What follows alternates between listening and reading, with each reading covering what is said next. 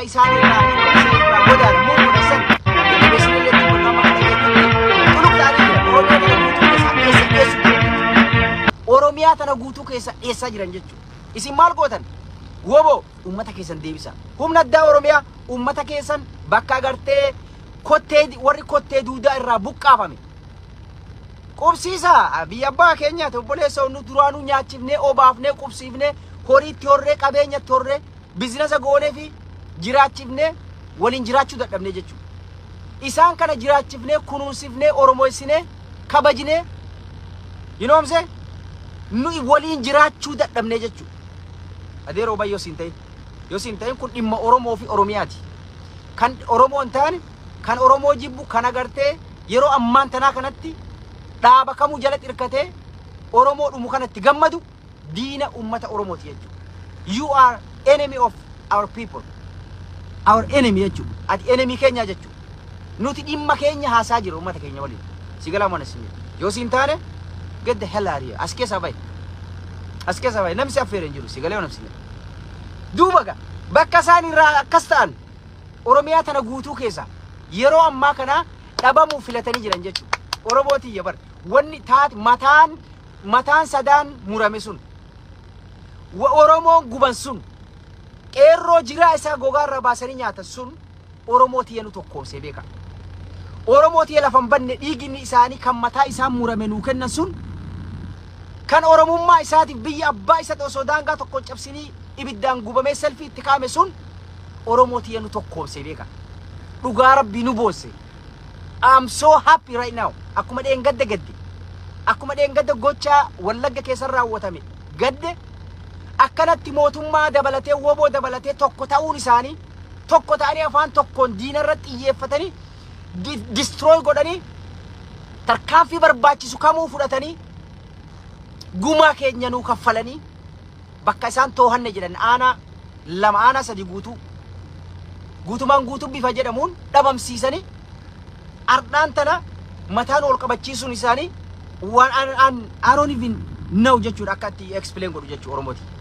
Waan nama boonsu akkana dalagu Oromooti yeraan wanni godhuu qabnu amma nuti tokkummaa keenya agarre yeroo diinni gara naannutti dhufu osoo agartee dhaaba waliin qoonne osoo agartee amantii waliin qoonne osoo kutaadhaan waliin qoonne nuti yeroo diinni alaa dhufu tokko ta'uu keenya tokkummaan keenya ardallee jiraachuu agarreemi jedha mee bilxiginnaallee jedha mee arra bilxiginnaallee hin qeyin obboleesso bilxiginnaa kootu mee bilxiginnaa welcome man kootu yaada kenna obboleesso yes jedha tokko taane bararra bilxiginnaa Oromootii fi nu ummanni Oromoo waraanni bilisummaa Oromoo afaan tokkoon dubbatu jira dhugaa moo soba ni sobe Oromooti ni sobe maaltu tokko nu godhe mataa murame maaltu tokko nu godhe Oromoo gubate maaltu tokko nu godhe kottee duudaa biyya isaaniirraa seentee Oromiyaa tana osoo ummanni Oromoo yakka tokko irratti hin dalagin osoo haqa isaaniitti hin dabrin osoo inni waa tokko hin godhin kottee duudaa ummata Oromoo rashante ummata Oromoo shanyi duguggarra raawwattettu ardhaan tana tokko nu godhe jechuudha.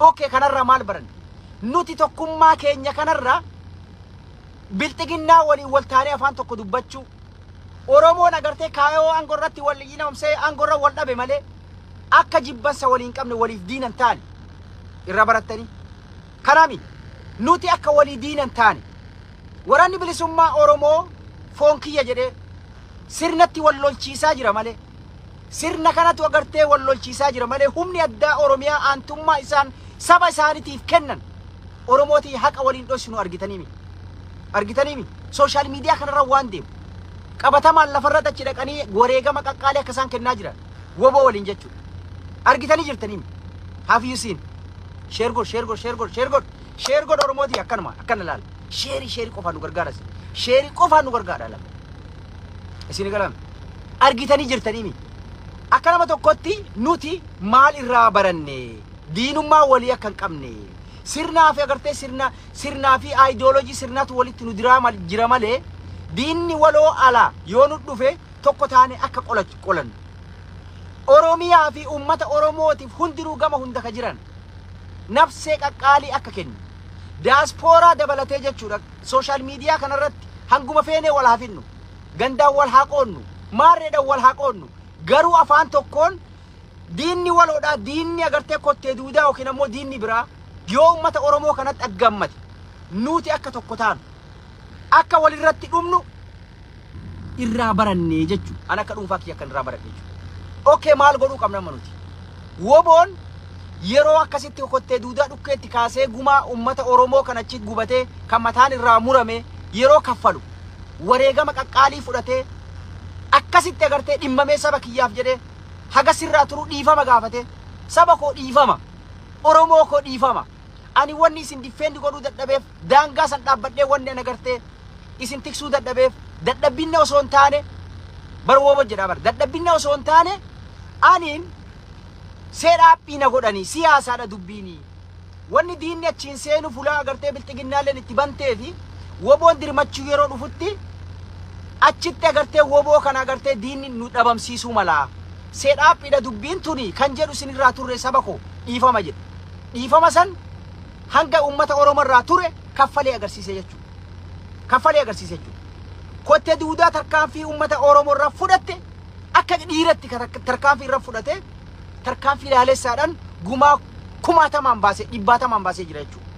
Gumaa 100 baasee jira jechuudha. Okay. Humni addaanis akkas maal irraa baranne? Mee maal irraa barattan? Kana mana isinii bana xiqqoo tokko kan dhumaa jechuudha. Yaada kiyya kan dhumaa godheetiin mana isinii bana ni seentan jechuudha. Yeroo seentan maalidha? Taatee amma taate kana maal irraa barattan? Bilxiginnaa osoo hin jedhin, kaafaa osoo hin jedhin, diaspooraa walumaa galatti deeggartoota dhaabbolee osoo hin jedhin, Woboo osoo hin jedhin, hundi keenya yeroo kotti duudan ummata keenya irratti waan akkasii raawwatu tokkoomnee jirra. Jaalala wal agarsiifnee jirra. Waliin falmanne gumaa deebisnee jirra. Isinii galami. Even qorqalbii ummata sanii keessatti Oromiyaa keessatti akka jiraachuu hin dandeenye keessatti uumnee jirra. Amma dheessaa jiranii. Kanarraa maal barattanii jedhee sin gaafadhaa naa deebistan jechuudha isinii bana.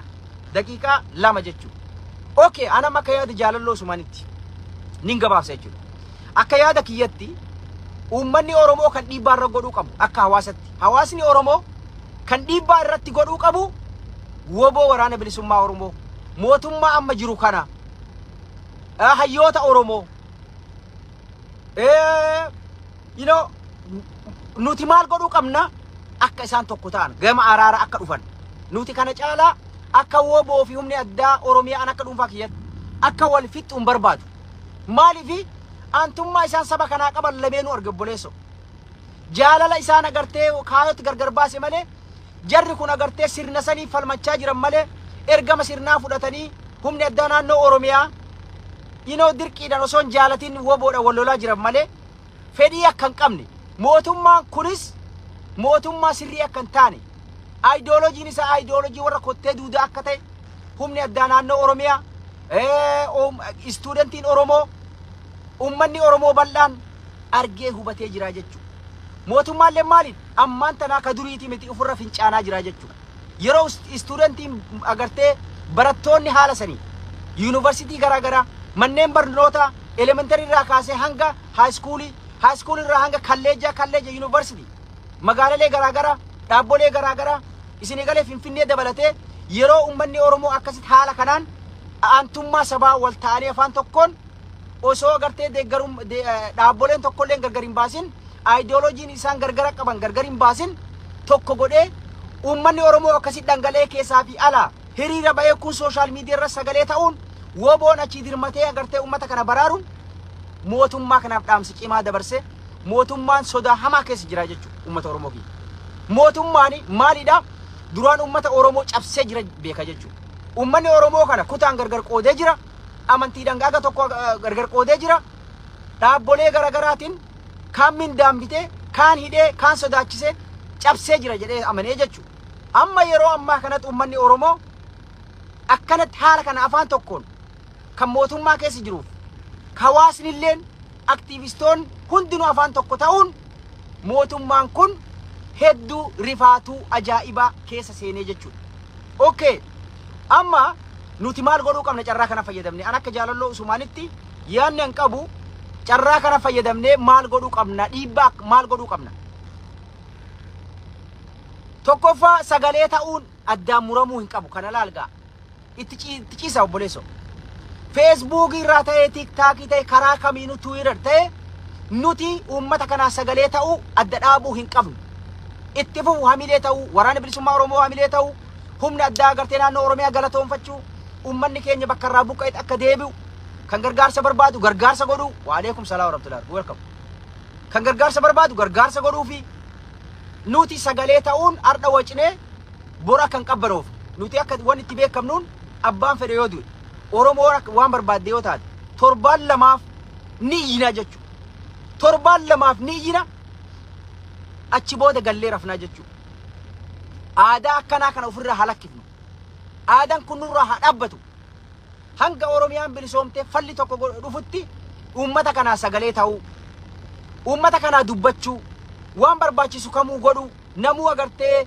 gahee isaa raawwachuu even sheerillee jechuu barbaada sheeris godha sheer godha mayoon godhin godhiga nami haaraa dhuftan sheer godhi dabarsi firra gahee ufii gahee keenya bahin diasporaan waan godhu qaburra xiyyeeffatee hiriira bahu advocacyidhaan wanni nuti cabneen tokko advocacy naftanyaa yeroo ammaa kana nu ajjeestee obboleesso ummata Amaara du'e jettee ittiin boohaa jirti jechuu miidiyaan addunyaa gabaasa fi jiraa jechuu nuti ammoo kan mataan murame kan ibiddaan gubame kan qeessarraa buqqe Oromoo ta'e osoo jiru nuti haqa keenya akka timannu wallaalle haqa Oromoo akka timannu wallaalle naftanyaan arra nu buqqistee ummata Oromoo buqqistee kaan ajjeeftee kaan gubdee Oromoodha ami Amaaraa kan dhumaa jiru Amaaraa kan fixaa jiru Oromoodha shaneedha community Amaaraa kan Wallagga keessa Oromiyaa keessa jiraatu jechaa jirti jechuudha Aljazeeraa dabalatee jechuudha obboleetti waan hedduu garaa nama nyaatu nuti maal godhuu qabna waan keenya dhiiroo nama advocacy irra dalaydan himachuu haa barannu odeeffannoo babbareedduu qulqullaawaa kana collect goonee miidiyaa addunyaatiif raamsuu agartee warakkoo uummata keenya irratti uumamte kana himatu haa barannu obboleen kiyya maaliif himatu hin beekne nuti gochaa shuukanneessaan irra deemu warri advocacy dalaydan seenaa jimjimoo isi yeroo rakkoon jirtu rafti yeroo ammoo uummanni Oromoo agartee qabsoon lasheettu ni dhufti maal taate obboleetti tiyya maal taate warri advocacy isii qofa osoo hin taane isii qofa eeguu osoo hin taane hayyoonni Oromoo babarreessuudhaan waan kana odeeffannoo qabatamaa walitti guurtanii miidiyaadhaaf erguu advocacy karaa agartee karaa adda addaati qaama dhimmi ilaalchi hunda isaa irratti dalaguu irratti himachuu haa barannu rakkoo teenya himachuu haa barannu obboleen tiyya rakkoo teenya himachuu yoo hin beekne dursanii agartee naftanyumatti nu fixee nurratti agartee diraamaa dalagaa jechuudha kan himachaa jiru kan wajjeessu naftanyaa kan agartee addunyaatti himachaa jiru naftanyaa yaa obboleen kiyyaa bar nuti bar wallahi awas hedduu mataan na wareere wallahi yeroo waan san newsii garaagaraa miidiyaa gara 4 jaarraa waan kana dhaga'u hedduu takkan gaddee jechuudha kanallee haa barannuun dhaamsa kootii asumaan hayyoota Oromootiif dabarsaa jechuudha lammaffaa kan dhumaa jechuudha dhiibban nu goonu maalidha jaalala agarree tokkummaa agarree tokkummaan Oromoo akka jiru jibbansi agartee diinummaa akka nu keessa hin jirre woboo fi humna addaa jidduu akka hin jirre diaspora gandaa wal fixu kan agartee yeroo dhimmi Oromoo dhufu akka tokko taanu tokkummaa saniin ammoo akka itti agarsiifnu agarree jirre jechuudha jaalallii fi tokkummaan Oromoo akka jiru diinni haguma barbaadellee Oromoon cabxee Oromoon kutaa wal qoodi maarree propaganda haa dalagu garuu Oromoon daranuu mataa yoo muran mataa lama yoo muran mataa 100 godhee akka deebisu daangaa takkuu takka agartee Oromiyaa yoo kan irra roorisan taate daangaa biraa osoo qosoon taane gatii isaatti himee daangaa isaa keessa akka baasuu danda'u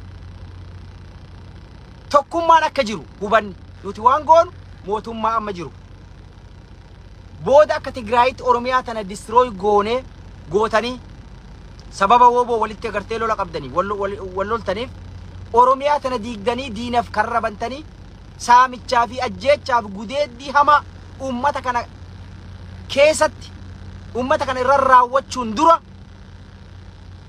dhaabbadhaaf laalaa tokko haa taanu waraana bilisummaa Oromootiin wal tahaa araara buusaa kursii tokkorra taa mari'adhaa nagayaan rakkoo siyaasaa jirtu kana furaa jennaan laal.